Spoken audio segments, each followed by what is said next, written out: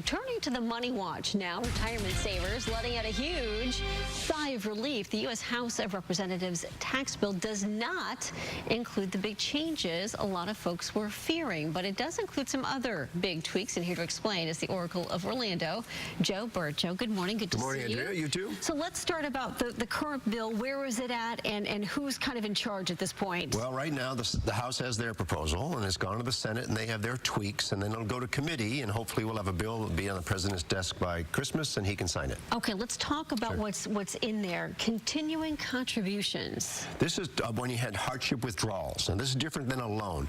Many plans allow what's called a hardship withdrawal. If you're in jeopardy of losing your house, you have medical expenses, funeral expenses, those kind of things, you can take a hardship withdrawal. It's going to be taxable to you, but you avoid that 10% penalty. So that's a hardship. I need some money for these reasons. I can get my money out of my 401k, and I'll avoid the 10% penalty, but it is taxable. And then do you have to have that money, or are you able to contribute after a certain amount of time? Well, that's the thing.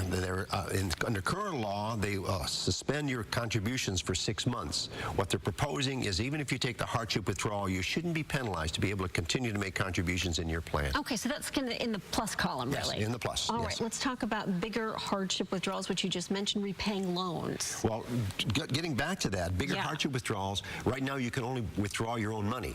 The bigger hardship withdrawals are going to allow you to draw your money plus your employer contribution. So if you really have some troubles, you don't have a lot in your plan, what you put in, sometimes your employer is putting in money. The proposal is to allow you to withdraw the employer's money for hardships. Now, when it comes to repaying those loans, it can get tricky because if you leave a job where you've got the 401k. That's what happens. You've been paying attention. I've been trying. That's what happens. Right, if you leave your job, if you have a loan, and you haven't, this is different from a hardship withdrawal. You borrowed from your plan with the idea that you're going to pay it back every paycheck to put the money back.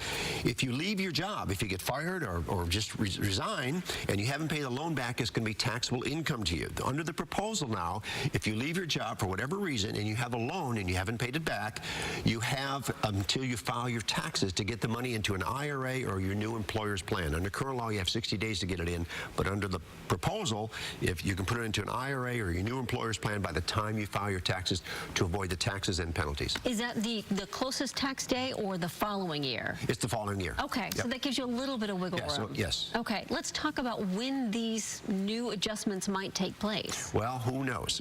Who even knows if we're going to have a tax bill, you know? Right, that's true. Right now, Congress is working hard. The Republicans have to do something, and they're really focused on this tax bill, get the House to agree, the Senate to agree. You know, the Senate is kind of recalcitrant. They've got their own ideas. Yes. In fact, in the Senate bill, what they're proposing is that they allow or disallow the higher income people over $500,000 not to use what's called the catch-up. If you're over the age of 50 right now, you can put an extra $6,000 a year into your 401k. The Senate proposal is if you're over $500,000, you lose that catch-up. Oh, really? Yes. Okay, so that's kind of in the negative. So you're going to be punished. I wish. When it comes to the maximum you can contribute. Yes. Under current law, it's $18,000 if you're under the age of 50. If you're over the age of under the age of 50 is 18. Over the age of 50 is 24,000. If nothing changes, they're talking about increasing the catch-up to $6,500. So somebody over the age of 50 under current law, $24,500. Okay, great info. It's an important part of retirement planning because pensions are gone. If people aren't using their 401k to the max, they're going to retire with Social Security, and that's not a pretty picture. Take advantage of it for sure. Joe, great to see you. Where can people find you? Just Google me, 2 words, Joe Bert, B-E-R-T. Easy enough. Very good. Andrea. Thank you, sir.